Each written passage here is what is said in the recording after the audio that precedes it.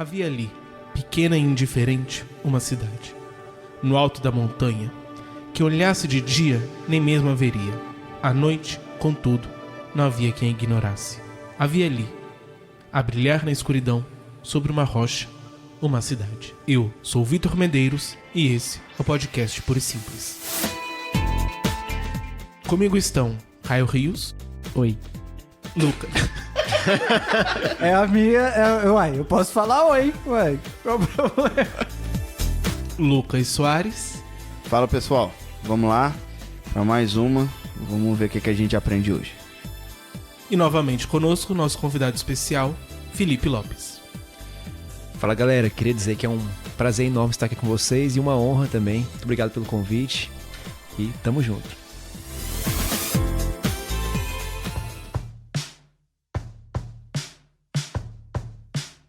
No último episódio nós comentamos bastante sobre alguns conflitos e problemas que tem dentro da igreja. Então nós vimos que volta e meia surgem divergências, surgem conflitos, surgem atritos, surgem brigas, surge cadeirada. E a minha pergunta a partir disso é: a igreja é um mal necessário? Essa é uma pergunta um pouco capciosa, assim, né? Um pouco difícil também. Primeiro a gente poderia dizer que sim e que não.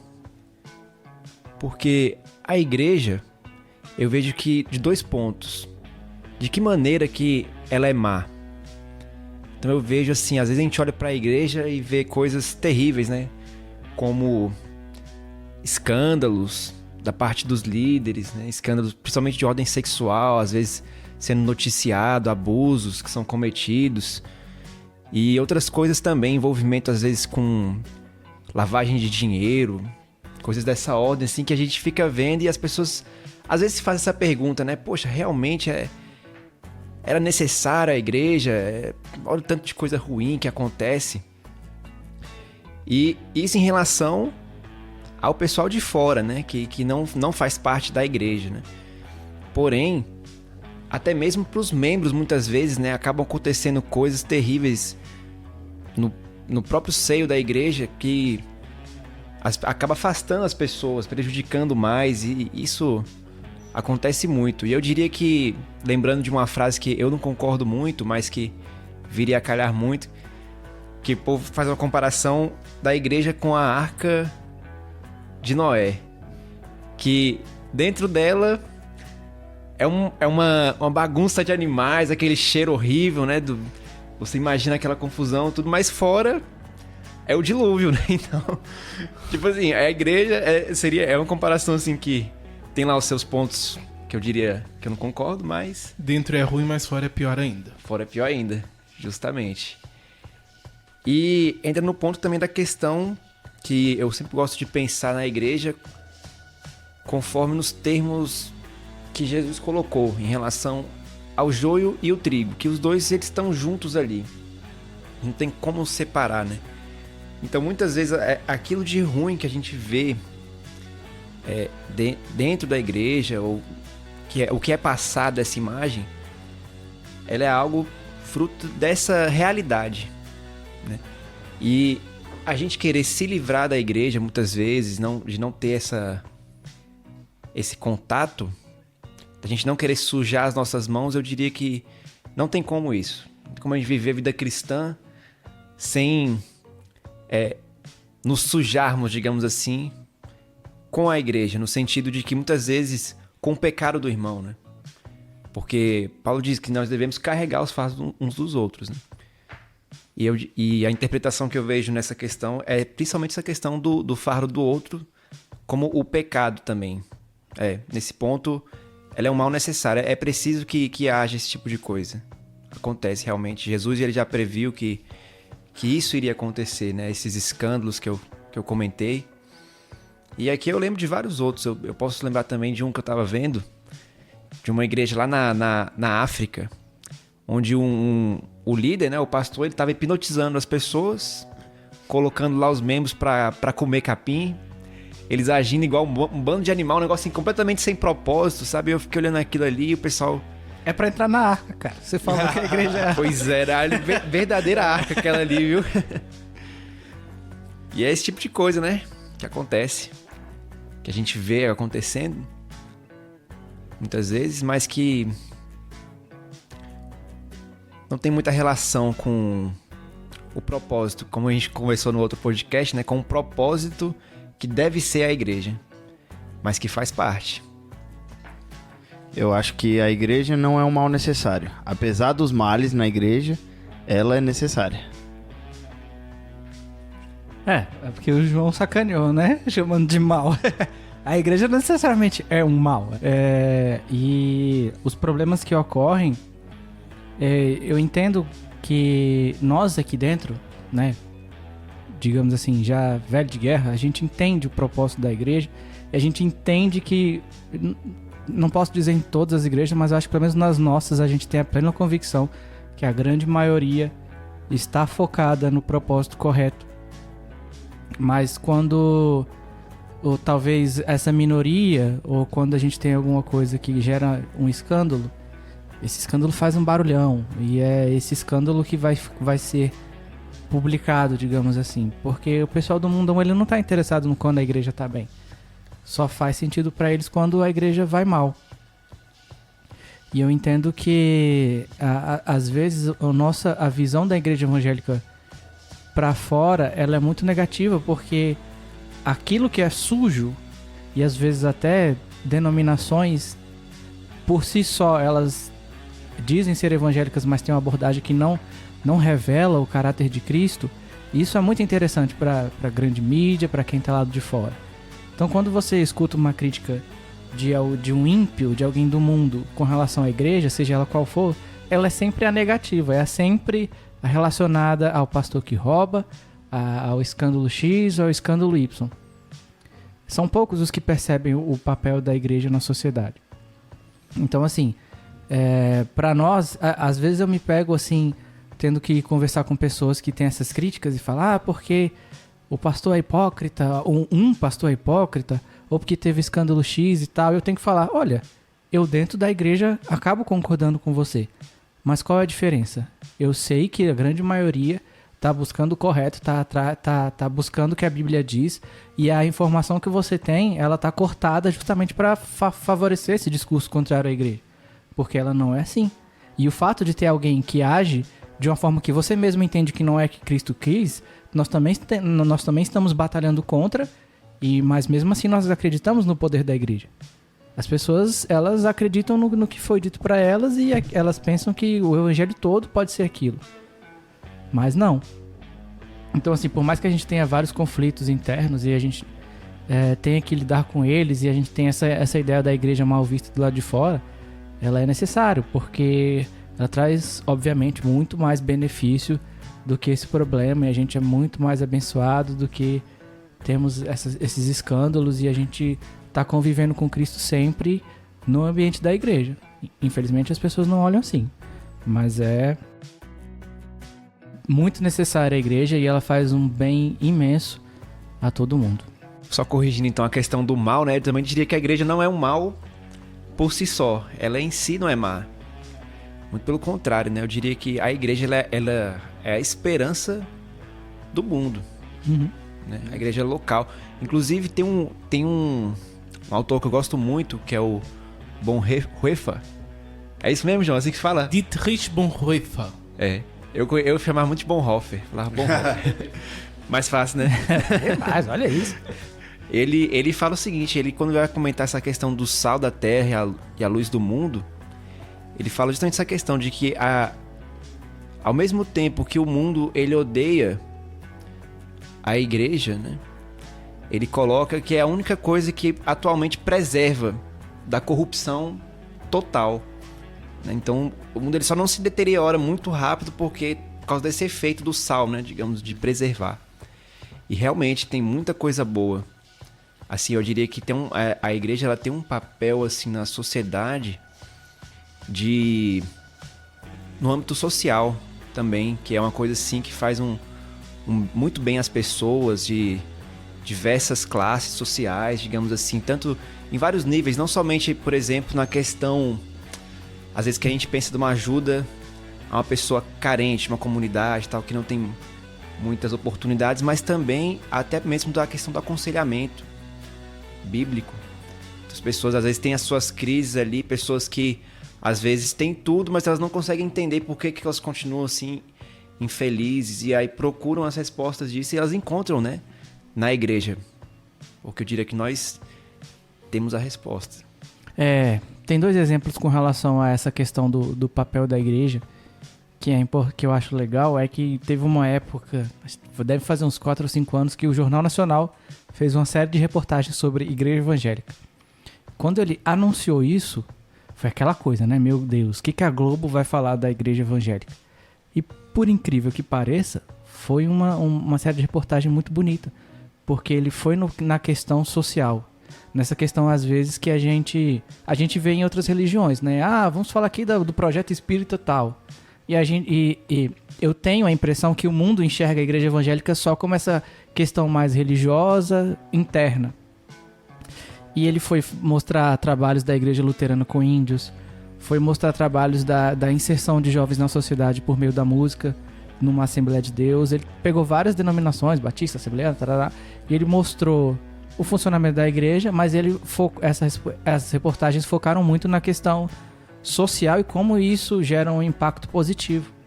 Então, assim, eu até recomendo os ouvintes procurarem no YouTube depois as reportagens do Jornal Nacional sobre a igreja evangélica, porque é uma das situações que ele ignorou essa questão, né, mais polêmica e tal, e mostrou o papel da igreja evangélica que só nós que estamos dentro nós conhecemos. Com esse impacto social que o Felipe falou, com essa questão de trazer pessoas. E aí me lembra uma outra questão também que tá em voga ultimamente, que é a questão da imunidade tributária, né? Que aparentemente tem impostos que a igreja não paga e muitas pessoas defendem que a igreja tem que começar a pagar esses impostos. E eu vejo que quem está defendendo isso ferrenhamente é quem tem aquela visão deturpada, né? Que geralmente vem por ter visto uma igreja, por exemplo, da teologia da prosperidade. Fala, não, porque as igrejas são ricas e as igrejas só sabem pegar dinheiro dos fiéis, então elas têm que pagar imposto. E se for para essa igreja, se essa igreja é assim, eu também acho que sim. Mas acontece que essa... Tem que pagar é dobrado. Isso, mas... Tem que dar o trízimo de Exato. imposto. Vai pagar, não aqui, mas vai pagar. Mas a gente vê que esse pensamento, se adequado, se ele for imposto para a igreja verdadeira que está funcionando, está agindo, vai ser devastador, porque o nosso papel social vai ser prejudicado, o nosso papel com as vidas vai ser prejudicado. E, infelizmente, pelo fato da igreja ter essa visão negativa, as pessoas colocam, não, é isso mesmo, tem que colocar tributação.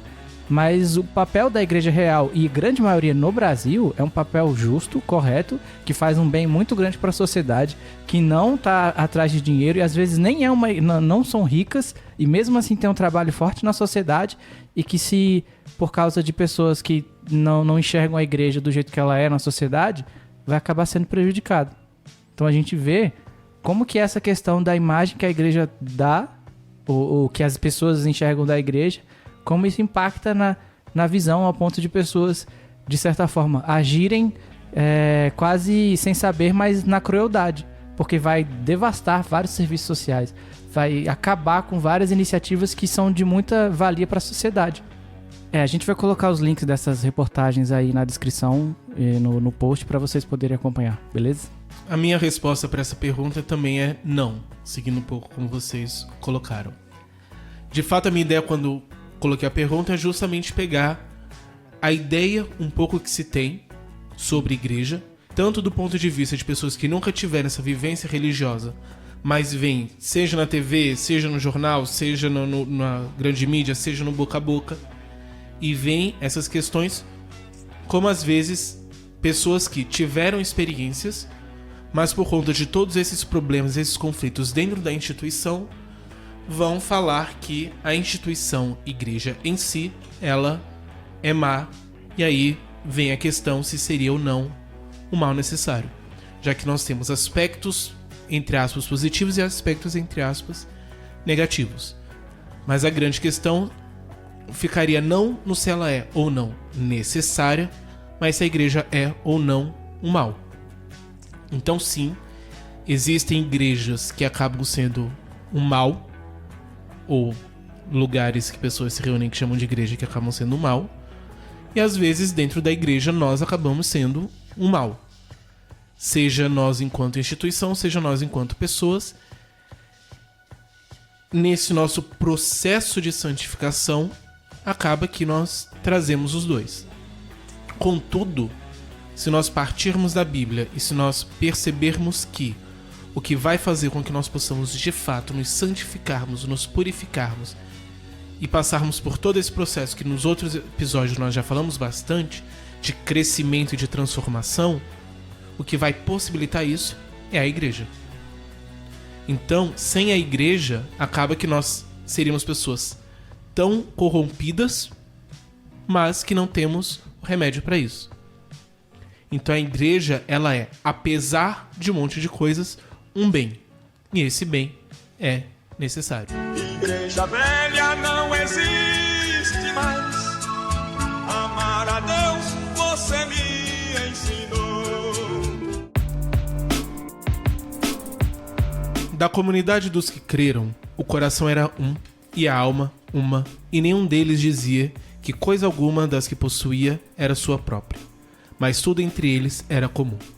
Com grande poder, os apóstolos davam seu testemunho da ressurreição do Senhor Jesus, e em todos eles havia abundante graça, pois nenhum necessitado havia entre eles, porque todos os que possuíam terras ou casas, vendendo-as, traziam o preço do que vendiam, e depositavam-no aos pés dos apóstolos, e repartia-se a cada um conforme a sua necessidade. José, a quem os apóstolos deram o sobrenome de Barnabé, que quer dizer filho de exortação, levita, natural de Chipre, como se tivesse um campo, trouxe o preço e depositou aos pés dos apóstolos. Atos 4, do 32 ao 37. Nesses dias, porém, crescendo o número dos discípulos, houve uma murmuração dos helenistas contra os hebreus, porque as viúvas daqueles eram esquecidas na distribuição diária. Os 12 convocaram a comunidade dos discípulos e disseram: não é justo que nós abandonemos a palavra de Deus e sirvamos as mesas. Mas, irmãos, escolhei dentre vós 7 homens de boa reputação, cheios do Espírito e de sabedoria, aos quais encarregaremos esse serviço, e nós atenderemos, de contínuo, à oração e ao ministério da palavra. O parecer agradou a toda a comunidade, e eles escolheram Estevão, homem cheio de fé e do Espírito Santo, Filipe, Prócopo, Nicanor, Timão, Pármenas e Nicolau, prosélito de Antioquia, e apresentaram-no perante os apóstolos, e estes, tendo orado, lhes impuseram as mãos. Atos 6, de 1 a 6. Aqueles, pois, que foram dispersos pela tribulação que houve por causa de Estevão, passaram até a Fenícia, Chipre e Antioquia, não anunciando a ninguém a palavra, senão somente aos judeus. Mas alguns deles, que eram de Chipre e de Cirene, quando foram a Antioquia, falavam também aos gregos, pregando-lhes o Senhor Jesus. A mão do Senhor era com eles, e um grande número dos que creram converteu-se ao Senhor. A igreja em Jerusalém, tendo notícia disso, enviou Barnabé a Antioquia, o qual, quando chegou e viu a graça de Deus, se alegrou e exortava a todos a perseverar no Senhor com firmeza de coração, porque era homem bom e cheio do Espírito Santo e de fé. Muita gente uniu-se ao Senhor. Barnabé partiu para Tarso em busca de Saulo, e tendo achado, levou a Antioquia. Durante o ano inteiro, reuniam-se com a igreja e instruíam muita gente. E, em Antioquia, os discípulos pela primeira vez foram chamados cristãos. Naqueles dias, desceram alguns profetas de Jerusalém a Antioquia, e levantando-se um deles, chamado Ágapo, dava a entender pelo Espírito que havia uma grande fome por todo o mundo, e ela sucedeu no reinado de Cláudio. Os discípulos, cada um conforme as suas posses, resolveram enviar socorro aos irmãos que moravam na Judéia, o que fizeram enviando aos presbíteros por mão de Barnabé e de Saulo. Atos 11, 19 a 30. Aqui nós temos alguns textos que falam sobre como a igreja ela foi se constituindo. E a partir de cada um desses eu tenho algumas perguntas. A primeira é: como a instituição igreja funciona para os membros? Bem, eu diria que a instituição da igreja, ela funciona para os membros no sentido de organizar certas demandas que eles vão tendo, conforme a vida da igreja vai se desenrolando. Então, por exemplo, a gente vê nos primórdios da igreja, né, esse período ali onde o Espírito Santo veio sobre a igreja, né? Ele fundou assim então a igreja ali em Atos. E digamos assim que foi esse primeiro, eu não sei se vai estar correto isso, avivamento, ou se foi o princípio, né? Mas o primórdio ali da igreja. E eles entenderam, né? Eles entenderam o que é ser igreja. Eles tinham comunhão, eles estavam unidos num só propósito. E a gente vê a generosidade que eles tinham em relação a vender os seus bens e de estarem se preocupando uns com os outros. Então, e a igreja dessa forma, ela ajudava os menos favorecidos. A gente pode observar muito isso, né? Que eles vendiam os seus bens para poder então não deixar o irmão passando necessidade. Isso era algo muito claro, né, para eles e algo muito comum acontecer. Tinha alguém que passava fome, estava padecendo e por ter acabado de ocorrer, eles estarem muito próximos, digamos assim, desse avivamento, eu não sei se seria o termo certo, né? Porém, eles entenderam, né? E faziam isso porque não poderiam então simplesmente observar um irmão ali passando necessidade. Esse é um tema recorrente, né, nas epístolas, né? Tiago diz que adianta, né, se nós vermos um irmão que tem necessidade e nós não fazemos nada, né? Isso não adianta para nada. Eu acho que essa questão do irmão que passa necessidade e a ajuda da igreja com relação a isso, ela é presente até hoje. Acho que talvez hoje a gente não esteja mais, por exemplo, na mesma comunidade, sei lá, um irmão que é totalmente miserável e outro riquíssimo. Eu acho que não temos claro isso. Lógico, pode aparecer, mas acho que geralmente quando você tem dentro das cidades as igrejas, essa discrepância grande talvez não ocorra tanto. O que não quer dizer que a gente não tem que se preocupar com a necessidade dos nossos irmãos muito mais do que qualquer outra coisa. Você cogitar que tem um irmão na sua comunidade passando fome e você não vai fazer nada, é muito sério isso. É um cristianismo que não vale de nada. E isso não é responsabilidade de quem tem muito dinheiro, não. Não, de todos mundo. Nós. Então você vê que o pessoal estava compartilhando, estava vendendo seus bens, porque eles queriam, não queria deixar... Você não consegue ser um cristão e você tem irmãos do seu lado e esse irmão está passando necessidade. Você precisa fazer alguma coisa. E isso é um papel essencial do cristianismo. Que às vezes a gente não fala tanto, mas é assim, fator de extrema urgência, assim. Você se preocupar com aqueles seus irmãos que estão passando por alguma necessidade. E se você não faz nada, você está falhando, você está pecando no seu papel de cristão. E aqui eu vejo a questão de um dando suporte pro outro. Uhum. Não somente no aspecto espiritual, mas também físico, né? Na necessidade do corpo que as pessoas tinham. E veio muito essa questão do partilhar, primeiramente desse ponto de vista de fato, digamos, social, financeiro, que é o que o texto de Atos 4 coloca, mas ao mesmo tempo acho que tem muitas outras coisas que nós temos e que podemos e precisamos partilhar. Então vem um pouco no que nós falamos no episódio anterior, digamos, dos dons. Então que nós temos às vezes habilidades e capacidades que nós precisamos partilhar. Às vezes nós precisamos partilhar o nosso tempo com os irmãos. Então a função da igreja para os membros, eu diria que ela está muito nesse suprir as necessidades. Uhum. Então existem necessidades que são financeiras, digamos assim. Existem, às vezes, necessidades que são de outras ordens. Psicológica, espiritual, educacional e por aí vai. De ajudar a formatar o computador do irmão. Então nós temos várias necessidades e a partir do momento que nós estamos juntos, enquanto corpo de Cristo, nós iremos ter essa possibilidade de suprir essas várias necessidades. Sem, contudo, pegar esse texto e simplesmente espiritualizá-lo, entre aspas, para dizer, não, nós não temos que satisfazer a necessidade financeira simplesmente espiritual. E algumas pessoas acabam tentando, não é isso.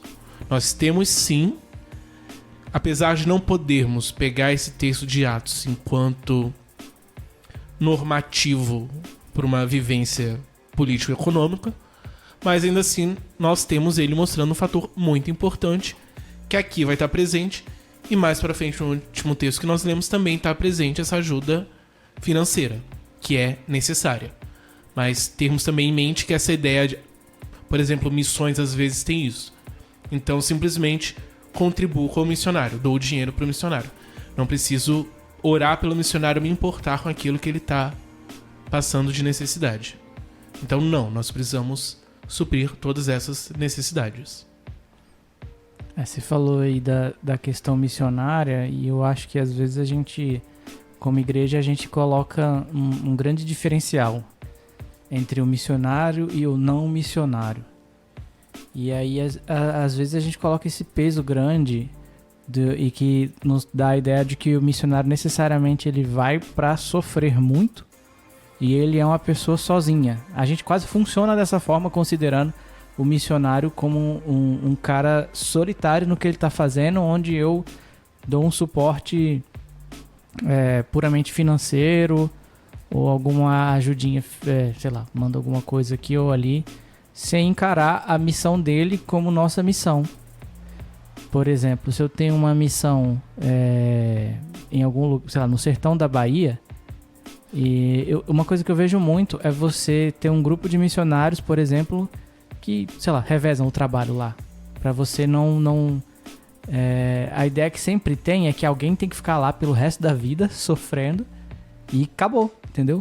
Em vez de ter, por exemplo, algumas estratégias que envolvam, sei lá, alguém passa um tempo lá, depois vem outra pessoa com a mesma visão, continua e faz esse revezamento. Ou então você trabalhar sempre em grupos de pessoas missionárias, o que existe. Mas parece que a via de regra vai o missionário sozinho, enfrentar todas as dificuldades, e nós também, com dificuldades, enviamos dinheiro para ele. Então, assim, e aí já pegando no episódio que a gente falou sobre o lugar no corpo e essa questão da inovação e da criatividade com relação a isso, eu acho que o campo missionário é um dos que mais nós temos para colocar isso em prática, para a gente não ter essa questão do missionário sempre solitário, sempre carente, e as pessoas aqui simplesmente como enviadores de dinheiro. Eu acho que o que mais tem hoje são missionários esgotados, né? Tem até uns termos aí dos coaches, mas deixa quieto.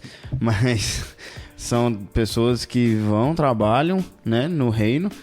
Nós entendemos como extremamente válido isso, mas só que se esgotam rapidamente porque o trabalho é extremamente difícil, extremamente complicado de se lidar. Tanto missões como nós, na nossa cabeça, a gente foi ensinado que é missão, que é na África, digamos assim, como nos países que, entre muitas aspas, é bonitinho, a Europa ou qualquer coisa do tipo.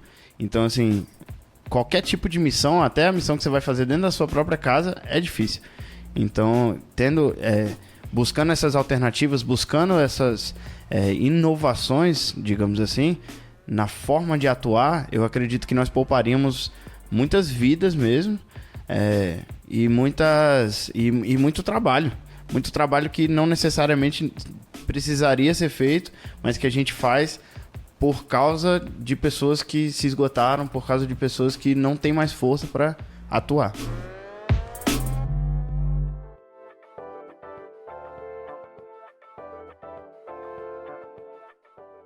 No capítulo 6 de Atos, nós começamos a ver a igreja se institucionalizando. Você começa a ter divisões maiores de trabalho a partir de problemas que tinham e tudo mais. Então, a partir disso, a minha pergunta é: de que forma a institucionalização ajuda e de que forma atrapalha o reino de Deus? Ela ajuda facilitando muitas coisas. Há uma crítica muito grande à igreja como uma instituição, principalmente do movimento dos desigrejados. Então eles não acreditam, dizem que é uma instituição falida, que ela se corrompeu, que foi completamente perdida. e acaba desprezando a instituição.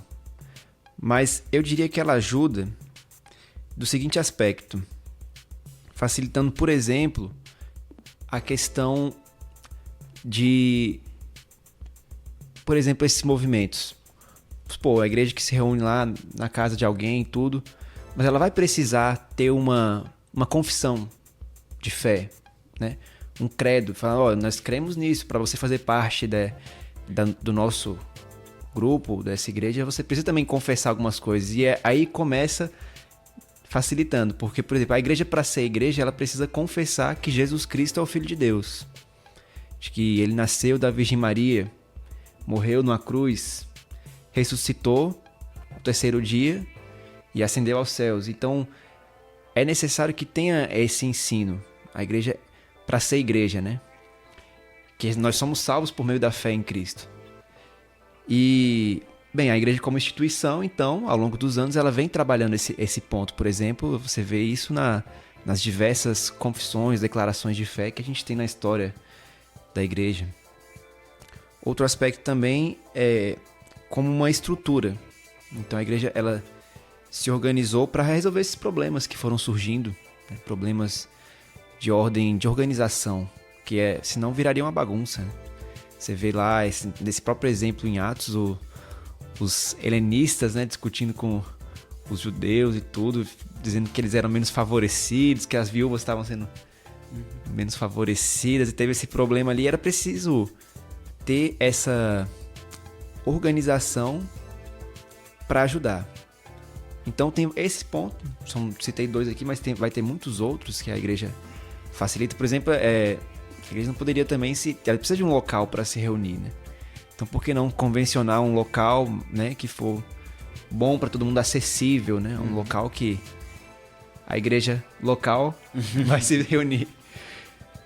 Agora, eu diria que a partir do momento que essa estrutura se torna um fim em si mesma, então isso se torna um problema. A partir do momento que nós não fazemos mais o uso disso para se beneficiar, né? Uma estrutura que já tem uma certa experiência, né? Então por isso que eu diria que ela é boa, né? Porque ela já lidou com diversos problemas que foram surgindo. Mas a partir do momento que essa estrutura ela se torna um fim em si mesma, vira algo ruim. Porque a vida toda da igreja vai girar em torno da estrutura, para manter a estrutura, para manter, às vezes, E se acaba se tornando um clube, né? Um clube, eu faço parte de um clube e tal. E perde o propósito, né? Perde o propósito, por exemplo, quando a gente passa a olhar mais, se preocupar mais com a pintura da parede, ou então com o carpete que vai sujar, do que com a pessoa que está ali. Às vezes a gente causa uma discórdia, acaba ferindo pessoas, né? Isso eu falo porque, assim, já aconteceu lá na nossa igreja, às vezes, de umas crianças, assim, mais menos favorecidas, né? Mais economicamente, elas estavam com os pés sujos de barro, né? E elas correndo lá pelo templo, tá? Sujou um pouco o carpete, aí um irmão lá, um pastor mais velho, ele repreendeu, assim, né? E de uma maneira muito, muito inapropriada, falando que as crianças estavam sujando ali a casa de Deus, né? Tipo, que é outro ponto, né? Como se o local, o templo em si, né? Mas aí a gente não vou entrar nesse assunto. Mas assim, você vê essa questão, né? De que acaba perdendo um pouco do propósito. A gente se preocupa mais com aquilo ali, com o local, do que com as pessoas, né? Porque acima de tudo eu diria que a igreja, né? Assim, sem olhar por um ângulo mais da instituição, mas a igreja, o principal, né? É a treliça e a videira, são as pessoas, né? Somos nós é que somos a igreja. Por exemplo, lá no céu não vai ter nenhum prédio, né? Isso é uma comodidade que a gente tem aqui agora. E é nessa fala dele que a gente percebe que a igreja só muda a placa, os problemas são os mesmos. Nós falamos um pouco sobre isso no último episódio, sobre estarmos tão presos às regras da instituição, digamos assim, que nós esquecemos das pessoas, né? Nós esquecemos que talvez a forma como eu lido com aquela pessoa, porque ela quebrou aquela regra, né? Isso vai gerar nela um sentimento muito ruim, vai gerar nela um sentimento de abandono, vai gerar nela um sentimento de até raiva, porque tudo porque nós não soubemos lidar com ela quebrando as regras da instituição ou de um local, né? Que nem você falou, o local é para ser uma comodidade, é para ser um ponto positivo. Nós estamos todos aqui juntos, então vamos regularizar um lugar para todos encontrarmos tal dia para adorarmos a Cristo, para, né, cultuarmos a Cristo. E nós tornamos as regras mais importantes do que as pessoas, né? As coisas mais importantes do que as pessoas. Tinha um pastor de um seminário que minha esposa foi, a Jéssica, para quem conhece, que ele fala isso, ele fala que as coisas, elas não são mais importantes do que as vidas, elas não são mais importantes do que as pessoas. E a gente fala isso tão banalmente que a gente esquece. A gente vive, briga e esquece das pessoas e lembra sempre das regras. Vamos lembrar das regras e esquecer o que a pessoa está sentindo ou como a pessoa vai reagir, mesmo eu estando com toda razão ao que eu falei. Uma coisa que me preocupa, e aí falando no que atrapalha, é porque ao mesmo tempo que é muito bom você ter a sua comunidade de fé e você ter o seu espaço físico e aquelas pessoas que, enfim, têm afinidades e tal, e você, graças a isso, consegue organizar o seu trabalho. Eu me preocupo com alguns aspectos que às vezes a gente, por gostar muito, ou não, né, por valorizar muito questões, por exemplo, culturais, a gente acaba carimbando a igreja como algo que não é necessariamente só vindo da sua fé. Por exemplo, você tem... eu me incomodo quando alguém chama determinado estilo musical de estilo pentecostal. Por exemplo, eu já falei, acho que alguma vez isso. Que é um estilo de X. Aí que, enfim, quem tá ouvindo já deve saber. Ah, porque a cantora pentecostal, tal. Como se ela cantasse um estilo chamado pentecostal. E eu sou de uma denominação pentecostal. Então, quando você chama que o estilo é pentecostal, você está falando que a minha denominação necessariamente está atrelada a esse estilo. E não é uma verdade. E isso me vem à cabeça a preocupação que eu tenho, principalmente com relação às Assembleias de Deus, da gente não transformar o aspecto cultural que a grande maioria às vezes defende em a regra total. Eu digo isso porque se você pega a declaração de fé das Assembleias de Deus, você tem uma coisa X. E a declaração de fé das Assembleias de Deus, ela não obriga nenhum assembleiano a escutar determinado tipo de música. Amém. Ela não obriga você a se comportar fisicamente sempre com alguma situação. Ela não obriga, ela não te dá obrigações de cunho cultural extremos. Então, por exemplo, isso me preocupa como alguém que é de Assembleia de Deus, porque eu tenho uma personalidade X. E eu respeito a declaração de fé, que eu respeito o credo da minha igreja.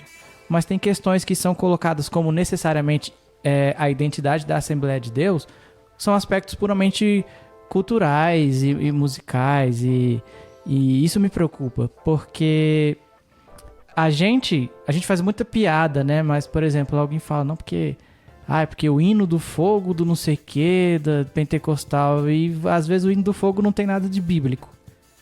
E aí as pessoas colocam o carimbo de Assembleia de Deus em fatores que não são necessariamente bíblicos, mas tem um aspecto cultural muito forte. Então, disso a gente tira formas de se pregar, né? Alguns têm jogado a homilética no lixo e têm feito pregações, né, que a pessoa falta esgoelar e morrer como se isso fosse a necessária operação do Espírito Santo, e as pessoas, porque essa pregação necessariamente foi pentecostal. Então eu, como alguém que é uma pessoa mais introvertida, eu fico assim, poxa, sabe, será que eu tô errado? E você vê na prática da igreja que não.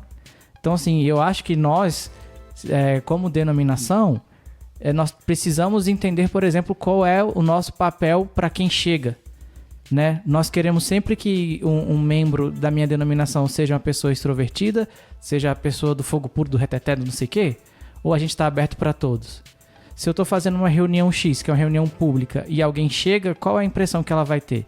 Eu digo isso no sentido, não que eu tenho as minhas preferências pessoais, culturais, e as outras pessoas também têm. E isso precisa ser respeitado. Mas o que eu acho difícil é que alguém queira carimbar a minha denominação necessariamente com esses fatores. E eu acho que isso é um fator impeditivo. Nós amamos tanto a nossa cultura, entre aspas, dita assembleana ou pentecostal, que ela vai ser assim. E se você quiser participar, você tem que se adequar a esse tipo. Sendo que na prática não, nós somos abertos a todos. Nós somos abertos ao cara extrovertido. Nós somos abertos ao cara introvertido. Nós somos abertos àquele que não vai responder a determinados estilos musicais da forma como você quer. E nós somos... E todos têm que ter espaço. E eu acho que isso devia ser em todas as denominações. E a minha crítica e a minha vontade é que a gente comece a nos avaliar para a gente conseguir demonstrar à sociedade que nós estamos de braços abertos para todos, inclusive nos fatores culturais. Então assim, porque eu gosto de tal forma, respeito, mas eu gosto de outra. Nós estamos juntos numa comunidade, podemos fazer algo que vai abraçar a todos? Porque eu, como um nerdão introvertido, não me sinto à vontade de chamar o meu brother para vir num evento que vai ser... que eles vão chegar assim e falar o que está acontecendo aqui, entendeu? Não tem nada a ver comigo. E isso às vezes me deixa preocupado. A gente não pode de forma alguma pegar fatores culturais e jogar ele dentro do essencial que é nosso credo e nossa doutrina. Fica aí a treta lançada aí. Felipe, você que é da Batista, como que você enxerga essas questões por lá? Cara, essa questão cultural da igreja é um negócio que pega, viu? Eu diria porque é o seguinte, enquanto o Caio falava, eu pensava em algumas coisas lá do meu contexto, né? Que eu já observei. Então tem muita coisa assim que é regra assim, digamos, da igreja, né? Mas que quando a gente vai ver não tem assim um propósito mesmo. Por exemplo, eu quando era mais novo, assim, adolescente, eu gostava muito de usar bermuda. Então tinha uma coisa assim que não podia de jeito nenhum usar bermuda. Então bermuda era uma coisa lá, tinha que de calça e tal. E eu não entendia aquilo, né? E às vezes assim, as pessoas olhavam, às vezes nem deixavam, já ouvi de casos assim, de pessoas que nem deixaram entrar a pessoa porque ela tava usando bermuda. E assim, eu diria que isso é uma coisa que prejudica muito, esse exemplo. Porque tem pessoas que assim, eu particularmente não vejo propósito em usar bermuda ou calça, pra mim não faz muita diferença, né? Porém, eu já ouvi histórias de pessoas, né, que foram, não na nossa, né, na nossa igreja, mas foram assim em outras, né? E quando ele chegou lá, a pessoa tava completamente num estado assim, não somente da roupa, né, sem camisa, bêbado, e chegou lá querendo falar com o pastor, né? Isso foi uma irmã que me contou a história, da marido dela, uma irmã de uma agência missionária que eu tive a oportunidade de conversar. Ela contou a história de que esse marido foi e não foi recebido, não foi uma batista, tá, gente? Foi outra denominação, mas que também tinha essa coisa, o pastor não quis receber. Aí ele foi em outra, na igreja, numa assembleia. E aí chegando lá, falou, olha, quero conversar com o pastor. Aí o pastor, pode vir, não, vamos conversar. E aí recebeu aquele homem muito bem, né? Aquele homem, ele se converteu ali, né? Então foi... E a irmã passou a frequentar com ele, né? Então você vê que essa questão muitas vezes a gente acaba afastando as pessoas por causa de uma regra. A gente ama, é aquilo que Jesus diz, a gente chama mais a tradição do que, no caso, a pessoa, né? E a gente corre o risco também, muitas vezes, de amar mais a tradição do que a palavra de Deus, né? Eu diria que aí é o grande problema. Porque, assim, eu não sou obrigado a fazer nada que os homens querem me impor, né? Agora, se Deus me manda fazer algo na sua palavra, e eu acredito que Deus fala de forma soberana na sua palavra, então eu vou lá e faço. Tem até uma frase, né, que um teólogo que eu gosto muito, ele usa assim, que diz assim que se alguém jogar um alfinete no chão e dizer pra você pegar algum homem, né, você não é obrigado, você não deve fazer isso. Mas se Deus diz que você tem que pegar, você abaixa e pega, né? E a gente corre muito esse risco, às vezes, de valorizar muito essas coisas, assim, e não prestar atenção no que realmente importa, né? Acho que a gente corre muito risco de se tornar pessoas muito religiosas, né? Às vezes a gente se atenta mais a questões como, por exemplo, não pode bater palma. Lá tinha muito disso, tá? Uma coisa que tinha assim, o pessoal não podia bater palma. Então na nossa igreja a gente teve esse problema. Mas, poxa, onde diz na Bíblia que é proibido que bater palma? Em lugar nenhum, né? E às vezes um irmão assim, porque ele bater palma, o outro já olha atravessado, aquela coisa, falta fulminar, né? O irmão, porque, poxa, ele aplaudiu ali.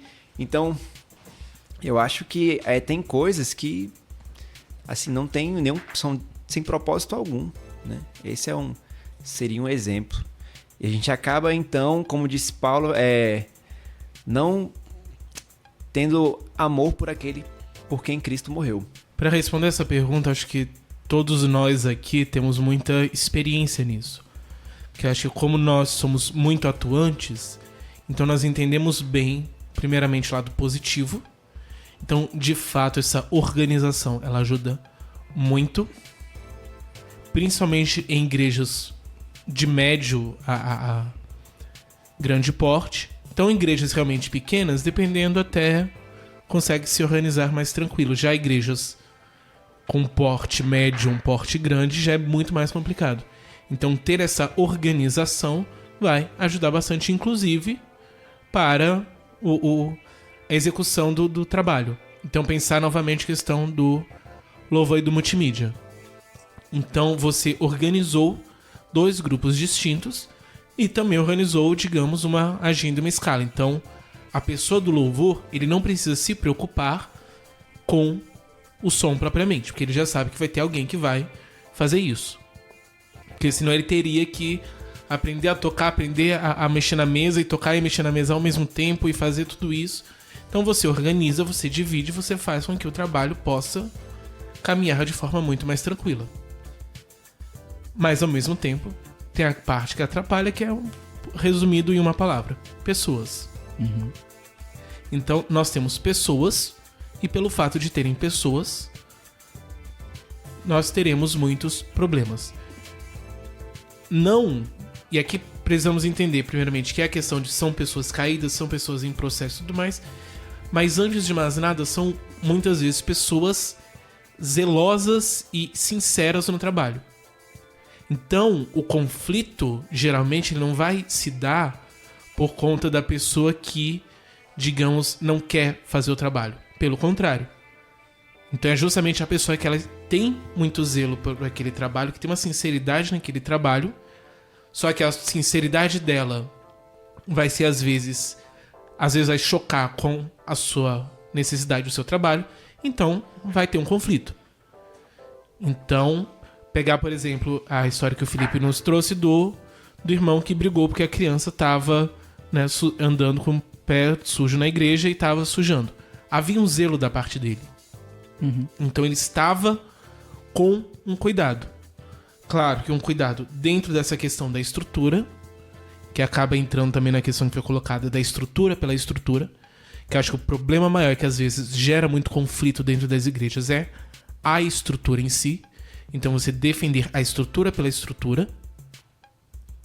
Mas muitas vezes, e mesmo nessa defesa da estrutura pela estrutura, são pessoas zelosas. Então, às vezes, vai ter a pessoa que vai estar defendendo a estrutura, mas por quê? Esse defender a estrutura foi o que ela aprendeu a vida toda, que era o servir a Deus. Então, volta sempre naquilo que o Caio colocou no episódio anterior, que é a questão da comunicação. Então, nós precisamos ter uma boa comunicação. Porque eu preciso que este meu zelo, ao entrar em choque com o zelo do Caio, não gere um conflito, mas gere um zelo muito maior, um zelo mútuo. Uma observação sobre essa questão da bermuda, né? Essa história da bermuda é uma coisa que eu também tenho, digamos assim, dificuldades. As igrejas tradicionais, elas têm essa tendência de ter dificuldade em aceitar outros tipos de roupa, né? E a sua é uma igreja que tem essa dificuldade, a nossa também. Então, eu me vi, por exemplo, querendo vir de bermuda para a igreja, mas não podendo. Querendo vir com uma calça esportiva para a igreja e não podendo. Tênis e não podendo. E esse debate ficou há muito tempo na minha cabeça. Até que eu cheguei pro meu pai, que é, por um acaso, o pastor da igreja. E ele conversou comigo e a gente conversou muito tempo sobre isso, e ele falou exatamente sobre essa questão do zelo.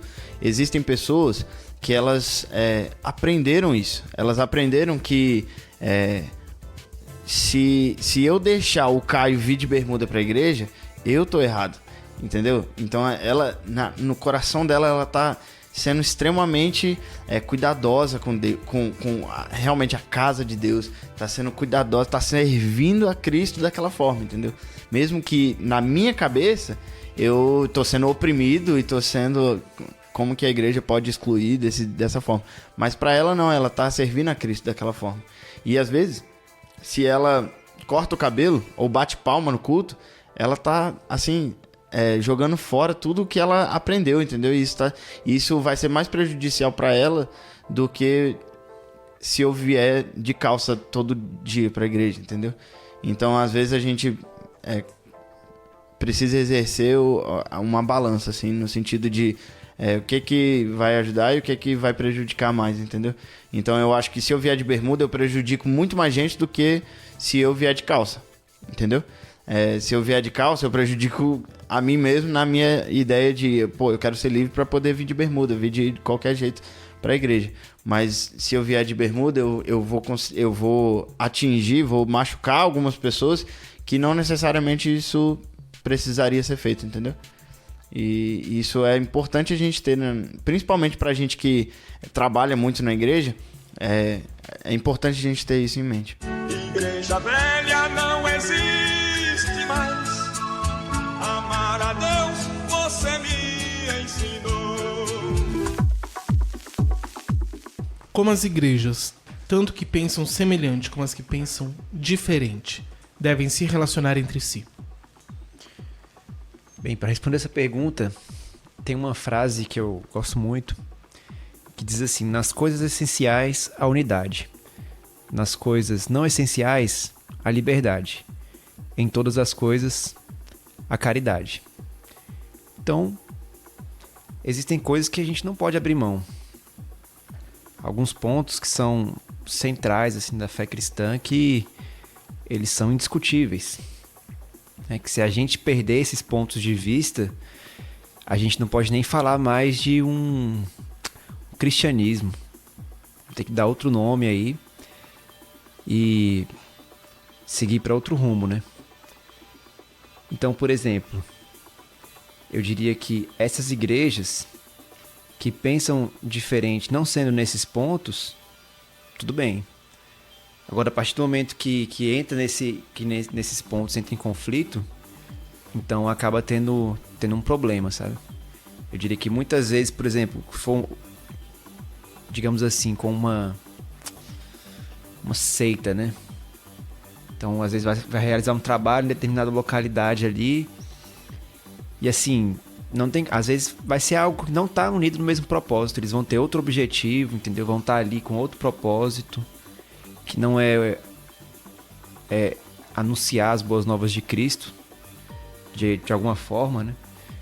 E acaba seguindo para outros rumos naturalmente, né? Acaba que vão estar ali no mesmo local, porém com objetivos diferentes.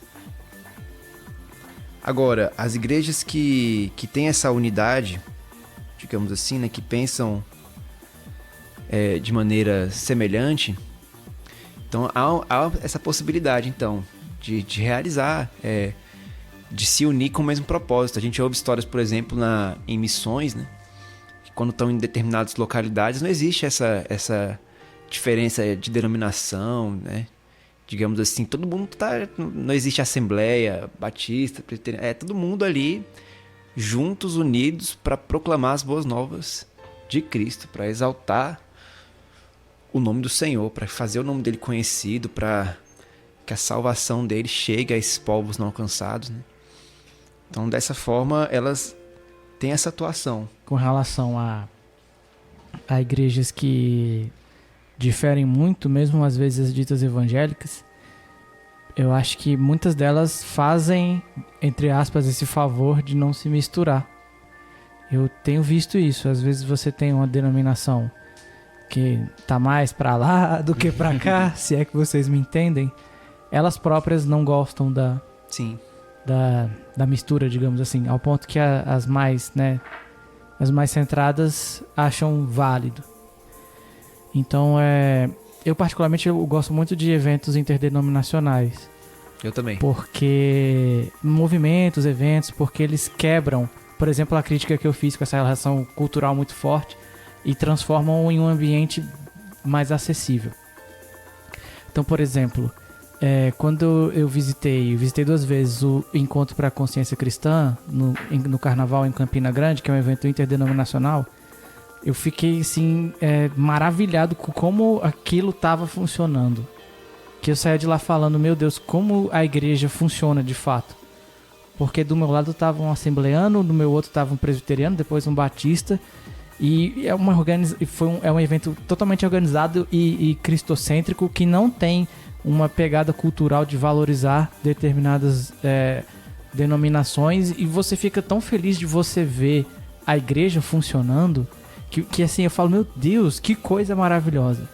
E eu entendo que nós temos particularidades doutrinárias que não podem de forma nenhuma fugir do centro do cristianismo, mas ao mesmo tempo que nós valorizamos isso, é muito bom estar junto de pessoas que têm o mesmo pensamento e estão inseridas em outros contextos, e eu acho que isso faz a igreja crescer, você se misturar um pouco mais. Então, assim, quando eu voltei da consciência cristã, eu falei assim, puxa, como eu estava precisando disso. Como eu estava precisando de ver a igreja funcionar fora de um contexto denominacional. Porque às vezes a gente fica meio doido aqui dentro das coisas e parece que tudo só funciona de um jeito e não tem para onde ir. Ao tempo que quando você passa um tempo, né, num contexto mais amplo, que todos defendemos a palavra de Deus, você consegue ver novos horizontes, você consegue ver pra onde crescer e tal, e foi uma experiência assim fantástica na minha vida. Recomendo a todos, vou deixar o link do evento na descrição. No meu caso, a minha experiência é um pouco contrária, porque no meu caso me converti na metade do 2º ano e eu saí já do ensino médio pra universidade. E lá na UNB nós temos o Núcleo de Vida Cristã, que é justamente um grupo interdenominacional. Uhum. Então, o início da minha vida cristã, em boa parte dessa minha vida cristã, foi justamente um contexto interdenominacional. Então, convivendo com pessoas que pensam diferentes em certos aspectos e aprendendo muito com a diferença, mas ao mesmo tempo entendendo o que é essencial e respeitando esse essencial. Então, chega a ser estranho estar na igreja local nesse sentido. Uhum. Que é uma maneira completamente diferente, mas ao mesmo tempo indiferente acaba se fechando. Embora uma coisa que eu vejo muito boa nas igrejas em Sobradinho é justamente isso, que eu acho que são, de modo geral, igrejas que são um pouco mais abertas. Uhum. E principalmente acho que a geração de agora, de jovens, é uma geração muito mais aberta para essas relações. E acho que o futuro da nossa igreja em Sobradinho vai ser muito bom nesse aspecto. Que eu acho que nós estamos aprendendo a lidar com essa diferença. Porque antigamente, meu pai mesmo, ele coloca muito isso, meu pai que não é cristão, que antigamente você tinha, por exemplo, a Assembleia e a Batista. Então, o pessoal da Assembleia era filho de Deus. O pessoal da Batista era criatura de Deus.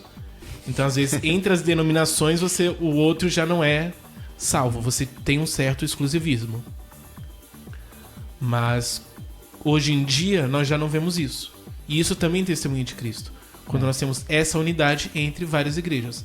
Então, nós temos igrejas, nós temos diferenças de pensamento, e nós temos unidades de pensamento e nós podemos, sim, trabalhar juntos. E aí nós temos, a partir disso, vários outros projetos, não só o NVC, mas também tem, por exemplo, a MPC, a Mocidade para Cristo, que agora tem também em Sobradinho, e que tem todo um trabalho a partir dessa perspectiva interdenominacional. E em vez de deixar um trabalho mais fraco, porque você tem várias visões, é um trabalho que sabe se fortalecer. Eu diria até que é enriquecido com essa relação que existe interdenominacional. Você citou o MPC, né, João? Eu queria até ressaltar aí que nós fazemos parte, né? E eu tenho observado muito isso, como é incrível essa atuação, você vê ali o corpo de Cristo funcionando. Eu vi como você, cara, que foi lá. É a mesma coisa, quando a gente vai e realiza uma escola da vida, eu vejo assim, gente, mas como é que Deus, ele é incrível, né? Tipo, cada um ali tendo um papel desempenhado de forma sensacional, coisas que eu vejo, poxa, eu não me vejo fazendo aquilo, mas o meu irmão ali, ele tem essa habilidade, esse dom e tal, e dá certo, né? A gente vê realmente que a igreja, ela é una. Amém. Sem querer entrar muito nessa questão, mas é o que algumas pessoas colocam da igreja local e a igreja universal. Não universal, a universal do reino de Deus, mas a igreja... Católica, né? Católica. Não católica no sentido da igreja católica, mas... a igreja como um todo. Então nós temos, de fato, uma única igreja. Então Cristo, ele possui uma única noiva. E todos nós somos expressões disso que se configuram em igrejas locais, inclusive que precisamos de uma organização e, em certa medida, de uma institucionalização. Mas, acima de tudo, nós somos parte do mesmo corpo. Nós somos noivas do mesmo Cristo.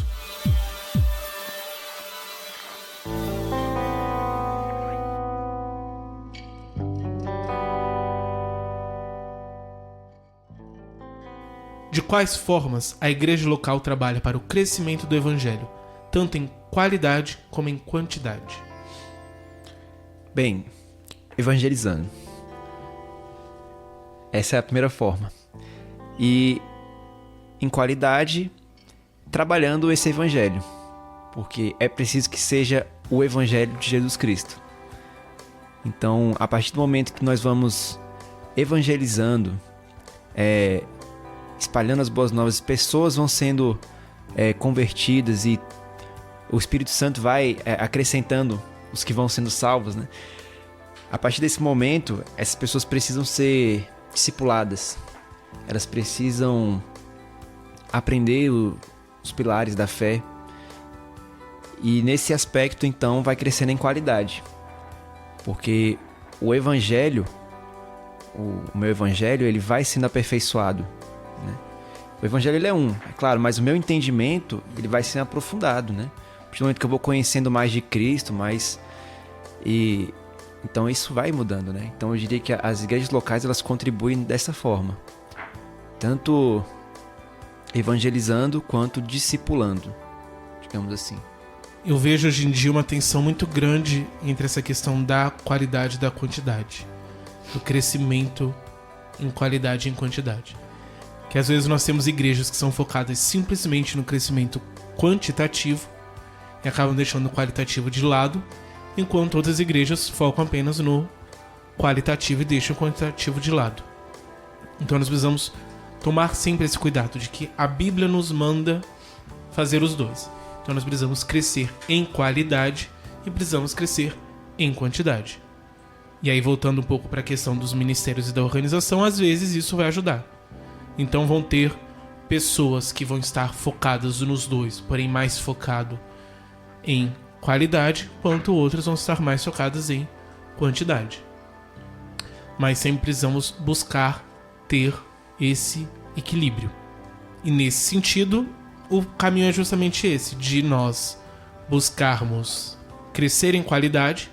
Então, por exemplo, com discipulado, com aconselhamento, com ensino, e também crescermos em quantidade. Então vem o trabalho de evangelização, ou então, como nós já colocamos um pouco, essa questão desse trabalho social que também ajuda bastante. Com certeza. Mas isso é um tema para o próximo episódio.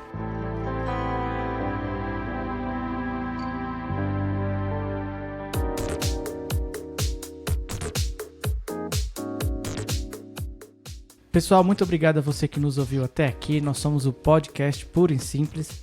Nosso site é podcastpurosimples.com.br. Nele você pode ver as nossas postagens, que tem um texto maravilhoso e tem o acesso aos áudios. Mas além disso, você pode nos ouvir por meio dos agregadores de podcast, entre eles o Spotify e o iTunes.